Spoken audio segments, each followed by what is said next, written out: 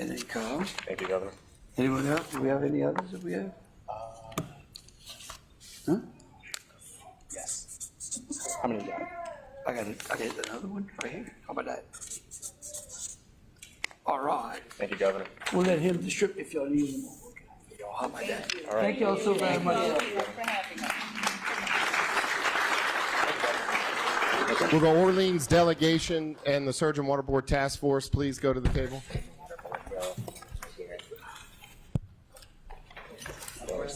Actually, one, but we only got two, but they're going to talk about all four today. Okay. All right. Look, I think that this is probably, I think, an historic moment. Some very, very important pieces of legislation that will begin to correct the problems and the deficiencies that we know all exist at the Sewage and Water Board. What's amazing is that anyone you talk to in the city recognizes that there are some deficiencies there. And in the times that we've met with the Orleans delegation, they have recognized that too. And so the transition committee and the committee that we put together to look into ways that we could improve the deficiencies at the Sewage and Water Board found three key areas. One was billing, one was drainage, and the other was operation. And so the bills that we are going to sign today and that are becoming law deal with all three of those. And then the first one is going to be yours, Stephanie. Yes. That's right. Okay. You want to?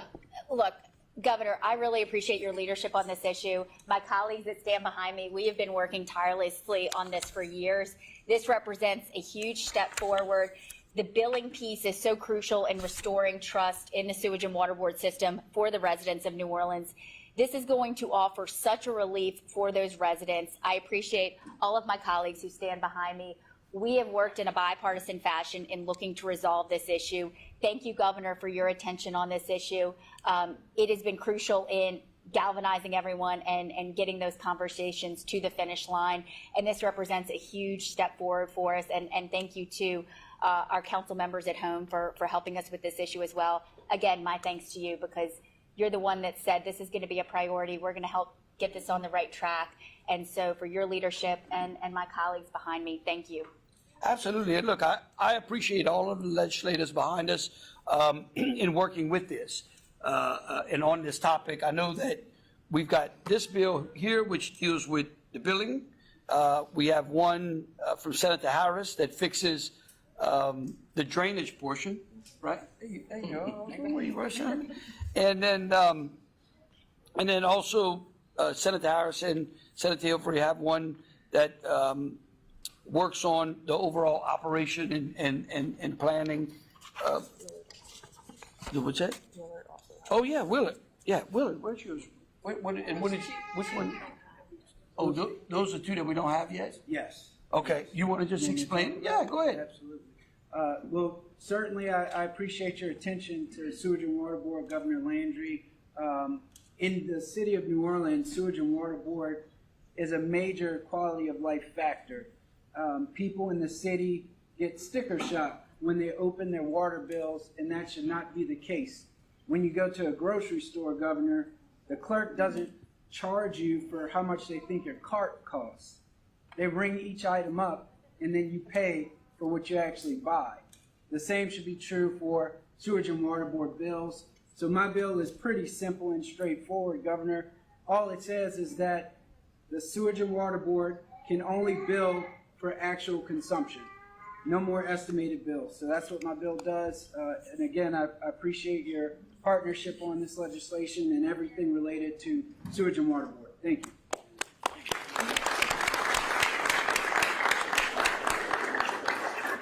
Jimmy, do you want to talk a little bit about the consolidation? Yes, I'll say a couple of things.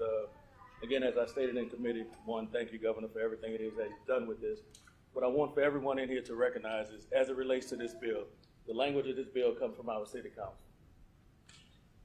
Language in the bill comes from the governor's office. Language in the bill comes from the Orleans delegation. So this is truly a bill that everyone has put skin in the game on. And it's simple. All we're simply saying is drainage should be the responsibility of the Sewage and Water Board. Currently, the city's Department of Public Works is responsible for catch basins and small pipes, anything 36 inches down. So that means when your street is flooding and Sewage and Water Board goes out to clean the pipes, they have to wait for DPW to come and clean, and then they do their job. That makes no sense. This is something that's been in effect since '92. For years and years, we've been trying to figure out what's the best way to get to this point. We've gotten here. We've put amendments on bills to pay for it. So when people say, oh, well, how we're going to pay for it is paid for. And we have a city council that's steadfast to make sure that it continues to be paid for. So again, it's just common sense stuff. But I just want to thank this delegation, Governor. Again, as you and I have talked several times about this, I appreciate you and everything you've done, Millard, your staff, everything. They've really worked hard on this legislation. And just for everyone's knowledge, is up for concurrence today in the Senate, and it will pass.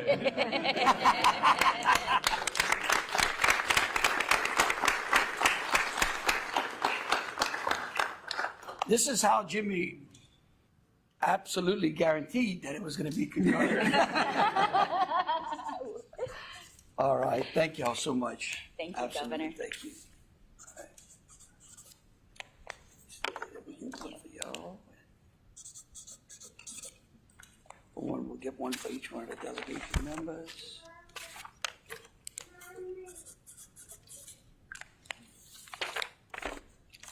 And of course, this also signifies the first step, right? This is, in no way do we believe that this is going to be the panacea or that tomorrow the Sewage and Water Board is going to be fixed. But this is a committed effort on the delegation and the city council and my part to address some of the problems that are plaguing the city. There we go. All right. Thank y'all so much. Thank you. All right, thank y'all.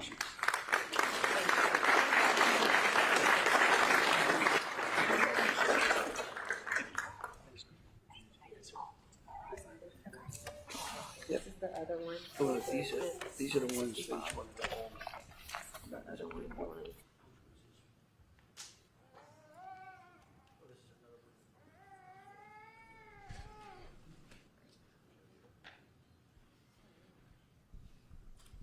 Next up, Representative Bro, House Bill 651.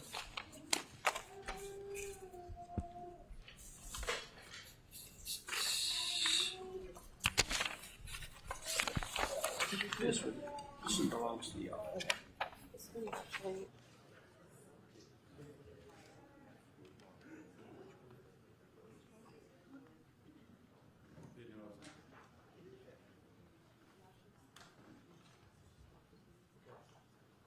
Representative Bro, this is continued down our path of trying to control insurance costs. Correct, Governor. Yeah, this deals with the Fraudulent Insurance Act, and what it does is it adds an additional provision to the Fraud Act where if someone provides a fraudulent invoice or any type of document, whether it's an insurance claim, whether it's the insured or the insurer, they would be under this. They would fall under this act, and the department would have ability to subpoena those records and further review and hopefully prevent more insurance fraud, which costs us all in our premiums.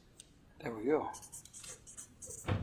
This is a continued effort to try to lower our insurance premiums in this state, and I'm absolutely excited to sign this bill. So Oh, okay. Thank you, Governor. thank you. Thank you. Will the sheriffs, the chiefs, Representative Fontenot, Representative Johnson, chiefs, sheriffs, will y'all please come up? House Bill 173. Okay. All right. And again, this is part of our continual pledge to address public safety in the state. And this was a bill that had been vetoed before. It is now going to be signed. So you want to tell us about it? Yes, I think first and more importantly that it's such an honor to serve next to a governor who once wore a badge and the men and women behind us who are sworn to protect us.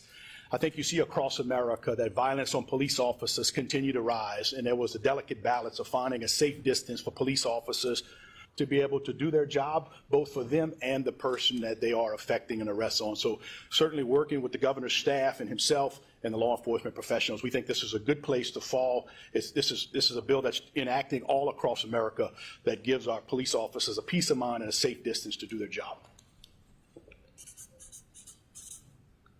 Make it Louisiana safe. Fur. There you go. One for Sheriff Fabian, one for y'all. How about Mike? All right. Thank you. Thank you, sir. Thank you. Sheriff, thank you so much. Absolutely. All right. Thank you. All right. So much we like to get over. Next bill is House Bill 64 by Representative Stagney dealing with nitrous oxide. Will the families please come up?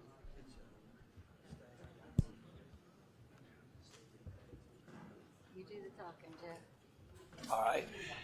Representative Stagney? Hey, Joe. How's it going? Appreciate And it. then you have some family. You know who's Your friends the problems. Thanks. Joe, you want to introduce your guests? I'm going to let them introduce themselves, starting to your left, Governor. Kenny Swenson, Tom Bromley. Virginia Ballmer. I'm Samantha McCann. Greg Conley. Joe, you want to tell them about Representative chairman? Villio, the Hammer. Yeah. We, Debbie and I first saw some reports on Fox 8 News, and then separate people approached us both about filing a bill to do something about the nitrous oxide problem that we're having. It's a growing, an emerging epidemic, at least in South Louisiana, and we believe all throughout the state. It is extremely toxic, extremely addictive, and it may be, if not permanently, harmful for a very long time. And Mr. Campbell is here because his daughter, he found his daughter having this problem, and she's still well over a year later trying to get over it. And so we thought it was very important to go after both the retailers and the manufacturers. We have a strong law and order governor.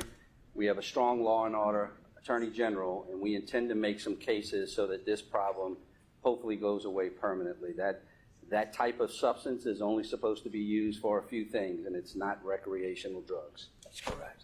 And so this is an absolute public safety bill that we hope further protects kids and so that parents out there are not affected by this. And one way to help them is to make sure that the ability for them to get it is limited. And so we want to thank. Thank you, sir. All right. How about we get each one of the. You want to give. Absolutely.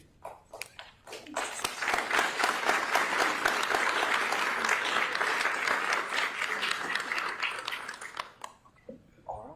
Good. Thank you, Joe. Appreciate it. Representative Stagney, if you'll stay for House Bill 322. Appreciate it. Thank you, Governor. Thank you.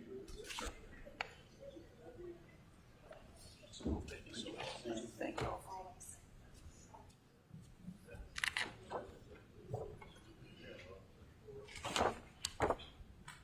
Kim? Is Kim here? Oh, he has another, which one? Oh, the student. Oh, all right, now we're getting ready to let teachers teach, That's right. right?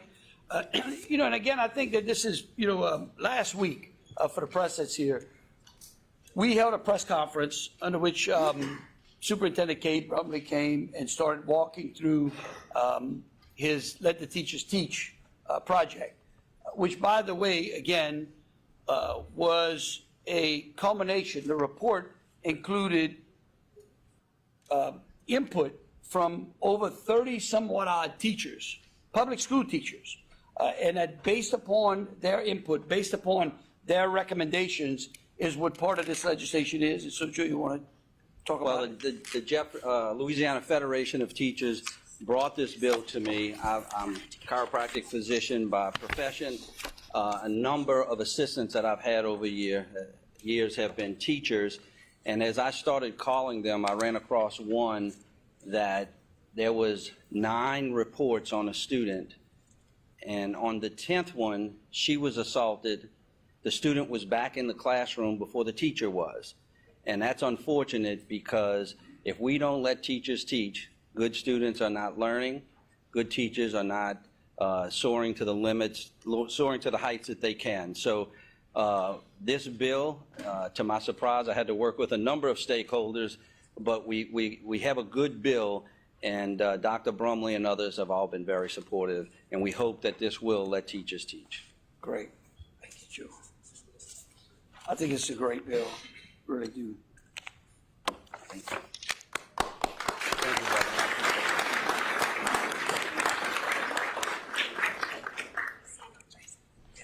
Representative Bayham, House Bill 125. Oh, you want to okay, hold on. Great. I keep on. Let's see something. Where?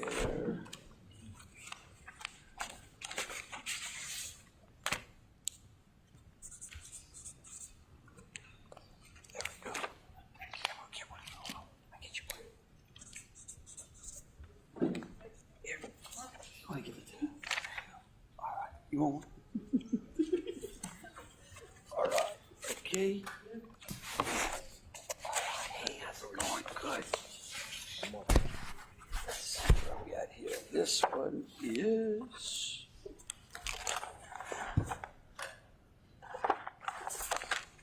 Let's see, which one is this? 25. Oh, 125. Okay, here it is. All right. Mike? Governor? Again, this is part of our package of let teachers teach and improve our public school system. No? No. This is, which one is this? You assault a bus driver, you double the penalties. Oh, yeah, well, that's, they in part of the school system. It's transit, but. Trace, there you go. Why don't you explain the bill? So this bill came about because our public bus drivers were literally on the front lines during COVID. They were the most apt to be exposed, and they did their jobs to help keep society moving. And unfortunately, during that same period, there was an uptick on violence in some of our bus drivers. And we wanted to ensure that our drivers were protected and the public is protected, because if a driver is assaulted while operating this giant vehicle, they could potentially cause an accident, run into pedestrians, and injure people on the bus and off the bus. So this is something that tries to protect our drivers, protect our society and our community, and let the bus drivers know that they have a very important role. The state is going to protect them from assault. So, Governor, I appreciate you agreeing to sign this bill. We have a representative from the RTA here. Hi, I'm Mark Raymond Jr. I'm the chairman for the RTA. And one of the main complaints that we get is that our operators feel like they are under attack. And to see that we are taking steps to make them feel safe, make them feel heard and seen is really important. And that's why I'm here today. Thank you, Governor. And I think this is, again, part and parcel of additional bills, like we talked about discipline in the classroom, respect for teachers, respect for bus drivers. It just seems that society as a whole has lost some respect for those that are out there trying to care for them, educate them, or even transport them. So, absolutely. There you go. My Governor, My pleasure. And it's my first bill. is that your first bill, too? First bill. All right, well, we'll give you that one.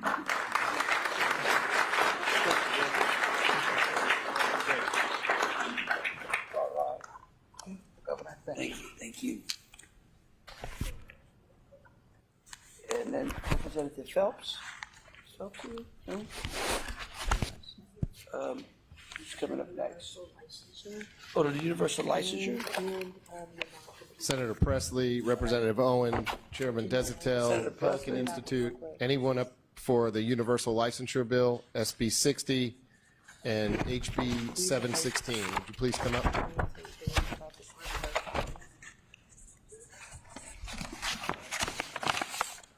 Okay. Senator, how's it going? Good to see you. Good to see you.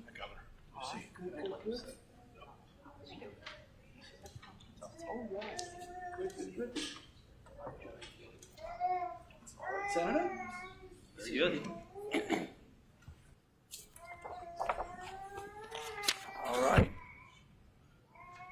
Universal, now this is part of our economic package. Senator, you want to explain that Yeah. to the press? Absolutely. So what we're trying to do here is make sure that Louisiana is open for business. So we know that there are qualified people that want to live in Louisiana that are qualified for occupational licenses in other states. And so what we're simply doing is allowing them, if they have a clear ability to do their job, they've done it for a period of time, and they have no background check issues, that they can come to Louisiana and continue to be a hairdresser or a barber or whatever occupation that you have, a plumber.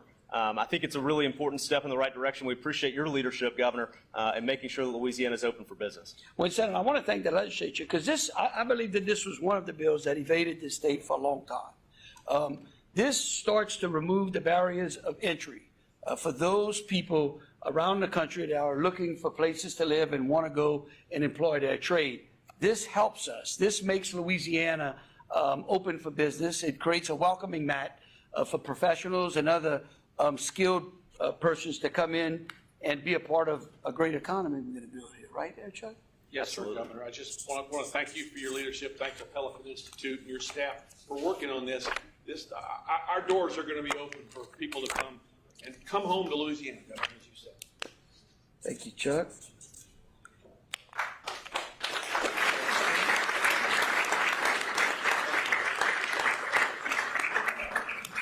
And then we'll give one to the Pelican.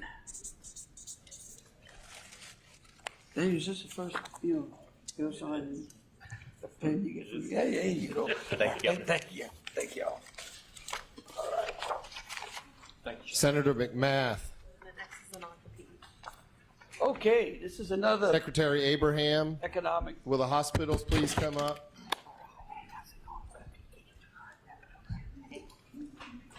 Doctors, this is for SB 165.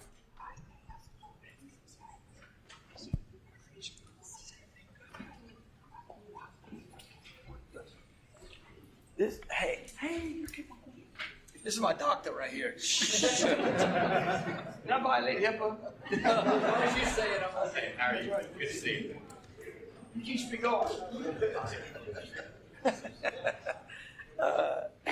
This, I want to, I think that this is a very important bill, and it's been an issue that has evaded the medical community for quite some time now. And I want to say thank you to Senator McMath and the legislature for finding a common sense solution to ensuring that doctors have the ability to move throughout their practice around the state of Louisiana, because we all know that right now in the healthcare sector, it's hard to find professionals. We've got a shortage of nurses, of doctors, of PAs, and whatnot. And so, Senator, you want to? Yeah, thank you, Governor. So what we did with Senate Bill 165 is it puts restrictions on physician non-competes. This is something that has been tried in one shape, form, or fashion for the last several years, and we were able to get it across the finish line. I don't think it received one no vote. It'll benefit physicians, it'll benefit the patients, the people of Louisiana, and it'll make Louisiana a more attractive place for physicians as we continue to grow this state in one shape, form, or fashion. And I got to tell you, I have to thank everybody here behind me. This bill was a product of countless hours, meetings, phone calls, and in particular, Secretary Abraham, Dr. Abraham, his input and his support really helped shape this bill and to what we're signing today. So I want to thank everybody that was a part of it, thank the governor, and this is going to be great for Louisiana. And I think, again, to echo what Senator McMath is saying, is that behind us is not only the leadership of Secretary Abraham and his staff, but also represented behind us, I think almost all of the major network players, even in the rural healthcare sector, in OSHAs, in FMOL. And so, again, I want to compliment them for actually getting to the table, rolling their sleeves up, understanding that this is an issue that affects the economic viability of the state as well. And so it is my pleasure to sign this bill today.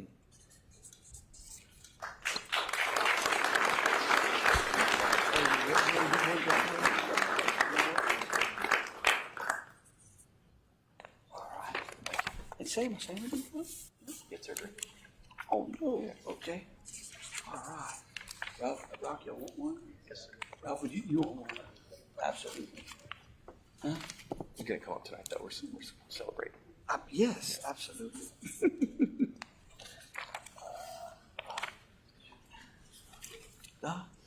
Of course you can. I'm taking all my vitamins too. Okay.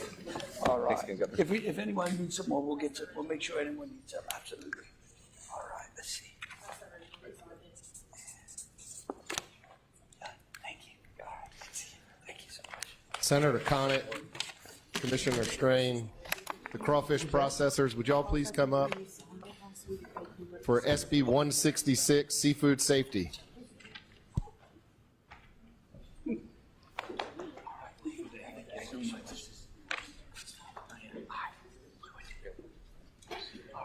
Hey, how you doing? Good to see y'all. Thanks. Senator? Morning. All right, this, you want to explain to them the importance of this bill? Yeah, this bill is to help our shrimpers and fishermen in Louisiana. You know, for years, you go to the supermarket and you see a package of Boudreaux's crawfish or somebody's shrimp, and it has Boudreaux's recipes and crawfish etouffee, and you look at the back of the label, it says product of China, a product of Mexico, a product of Indonesia. These are the hardworking folks who they can't fish right now because the prices are so low.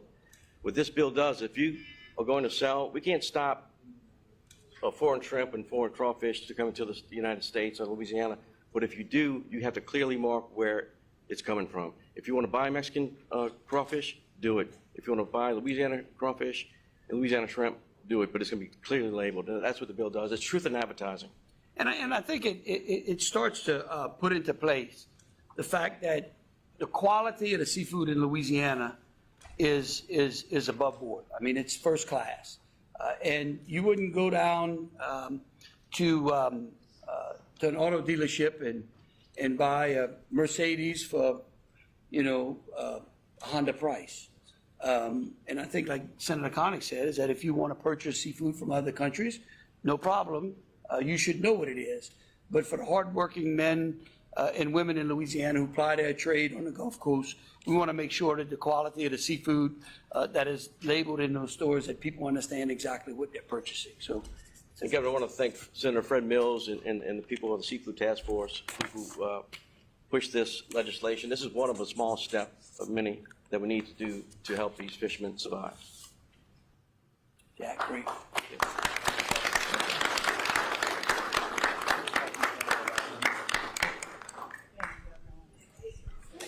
Next bill is SB 148, Senator Mizell. Senator Mizell, the retailers, would y'all please come up? This bill deals with postpartum depression. Hey.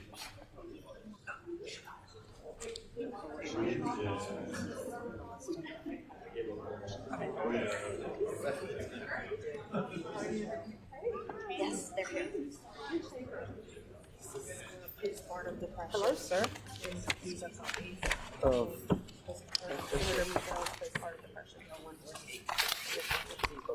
All right, thank you. Senator? Hello there. How are you? Oh, we got Dave. How you doing, Ray?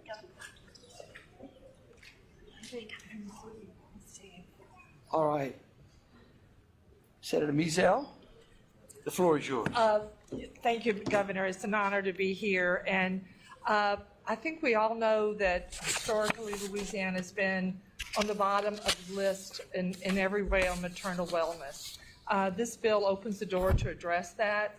We know that maternal wellness, the worst outcomes are over that first year. And the intent of this bill is to address postpartum depression and to open the doors so that it's more accessible to a lot of the women that need it. And I appreciate the support of the legislature. The guys behind us have been incredible in clarifying it to the legislators who had questions on how this would work. And I'm thankful we got it to the finish line. You are the finish line. Yeah, I am. Well, and I want to thank Senator Mizell and the legislature as well. I think that this is, again, another piece of the puzzle that we have to continue to put in place to deal with mental health. I think that around the country as a whole, we're dealing with a national mental health crisis. And I certainly want to thank Senator Mizell for her leadership in beginning that process and starting with women as well. You're always protecting women. Trying. Actually, I'm gonna tell you a great thing.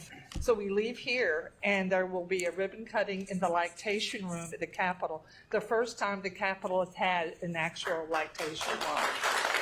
So it's a big day. It's a big day for maternal care. Oh, thank you. Oh, that'd be great. All right.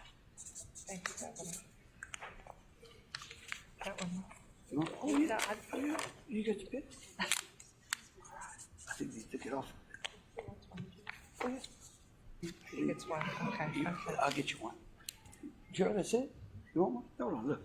I got one more. You still got a room full. Oh, yeah. All right. Thank you. Thank you. All right. Thank you. Okay. And The next bill, SB 133, Senator Presley. Will this is Health an important Freedom, bill. Senator Presley. as well. You want to do both of them at the same time? You want to do both of yours at the same time? I can bring my sister in. Yeah, we can do both at the same time. Oh, your sister them are here? Yeah, my sister. Okay. Well, Let's do 133 and 133. okay. All right. The next bill is Senator Presley's bill dealing with the World Health Organization, the United Nations, and the World Economic Forum. I don't want to steal his thunder, so I'll let him say a little bit, and then I can close through. Hey, Jill. Thank you, Governor. We know that international organizations are trying to take over some of the power and control of our system of government, both in Louisiana and nationally. And so what we did is come in and say that the World Health Organization, the United Nations, and the World Economic Forum shall have no jurisdiction or power within the state of Louisiana. That does not forbid them from giving recommendations, but they are not going to have the power to implement rules or taxes or any other thing without the decision being made by the legislature and by being signed into law by the governor. I think it's a common sense piece of legislation and one that's picked up a lot of momentum over the last few weeks as the World Health Organization has tried to take more power. But I really want to thank Representative Edmonston and Senator Hodges for their leadership and their work on this legislation as well. Yeah, I want to thank Senator Presley and the legislature because this was an issue that we saw under which those organizations began to encroach upon the daily lives of Americans and those in Louisiana as well. We have a wonderful document. It's called the United States Constitution that dictates how our government structure is run and exactly who has the ability to affect the lives of American citizens and here in Louisiana as well. And so I want to compliment the legislature and Senator Presley and those behind us, Gene Mills, Hines, who's here. She was at the Supreme Court with us the other day as well. That's how important this is. And thank them for their support as well. And Thomas, we'll give you this one. Thank you. One for Jill. And then one for G. How about for the young man? How about that? All right. Thank you, Governor. All right. Give me one. Oh, thank you. All right. Thank you. Thank you. Thank you much. Senator Presley, if you'll stay, will the Family Forum, will Right to Life, Ms. Wicker, anyone here for SB 276, will you all please go up to the table?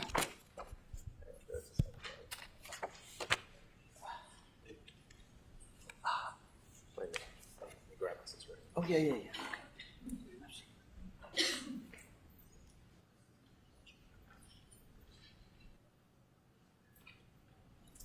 I think he's going to grab his sister.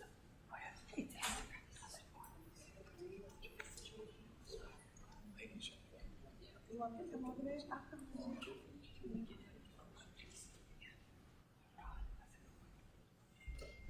One moment as we grab some very special guests.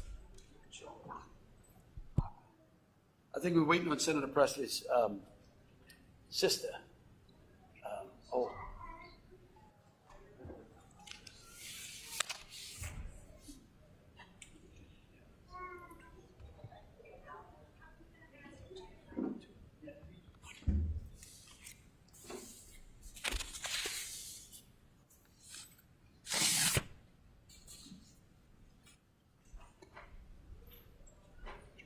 All right.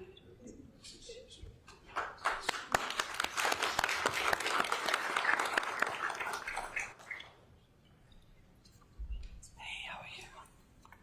How's it going? This my sister Catherine. You want to sit right there? Why don't you sit? Okay. I'm going to scoot.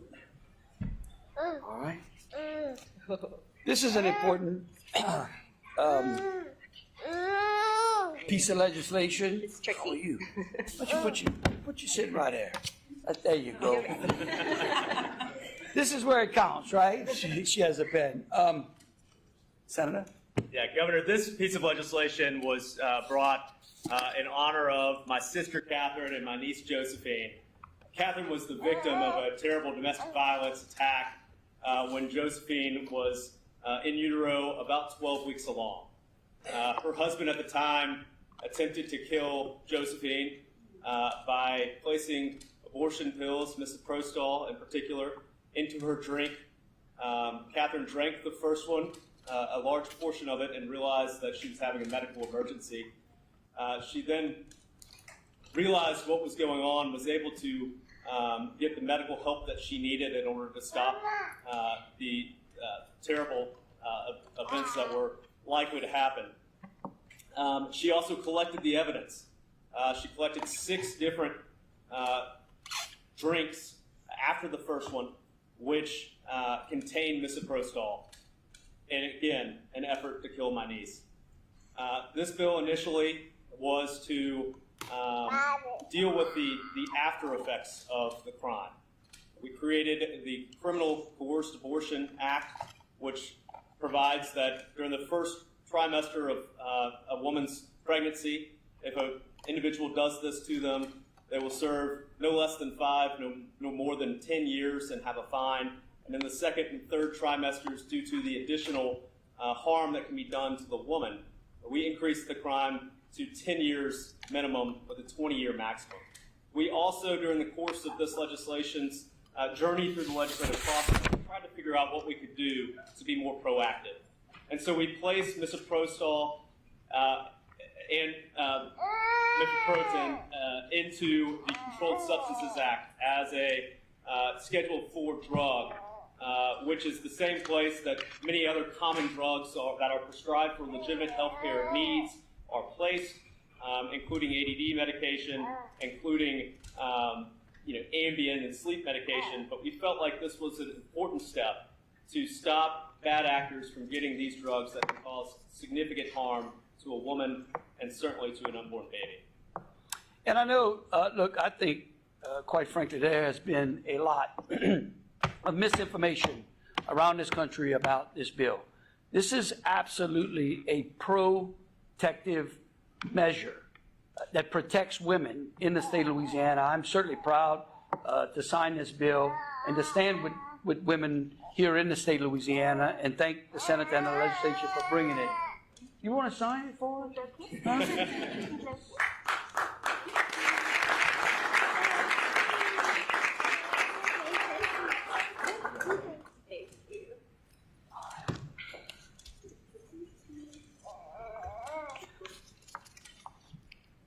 And while it's not only personal to Senator Presley, it certainly is personal to many of the women around the state that know now that if people out there would take advantage of them this particular way, they're going to go to jail.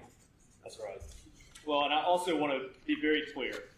When these drugs are needed for legitimate healthcare reasons, doctors, nurse practitioners, and physician's assistants will continue to be able to prescribe these medications for legitimate healthcare needs. Abortion is already illegal in Louisiana. These drugs will continue to be able to be dispensed when it's for a legitimate healthcare need that is not an elective abortion. That's right. And this protects the unborn. Absolutely. Thank you, Governor.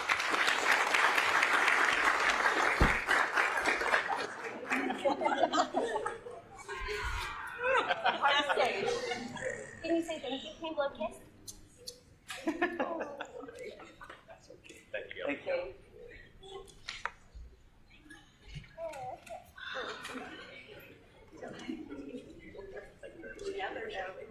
All right, I think that concludes the bill signing. Sure. Governor, you said that Senator Hodges' boards and commissions bill was about higher ed, but there's some concern that it affects university accreditation. Do you have any concerns about this? I do not have any concerns about accreditations. I think that anybody who says that that bill affects the accreditation of universities is absolutely not telling the truth. We've looked through the accreditation process, and there is no problem with that. Governor, why did you veto Rosa Plus' bill SB 287? Let's see now, 280, which one It was has to that? do with the food deserts, With the which one? with the food deserts, with the nutrition, trying to get fresh produce. Yeah, look, here's one thing that I've always stood for is and we talked about this in our educational package as well, and we talk about it with teachers. We do not intend to legislate unfunded mandates. That bill did not have any funding attached to it, nor was there any more funding available from the federal government for that program as well. So there's no sense in order to put things on the books, not to use them. So appreciate it.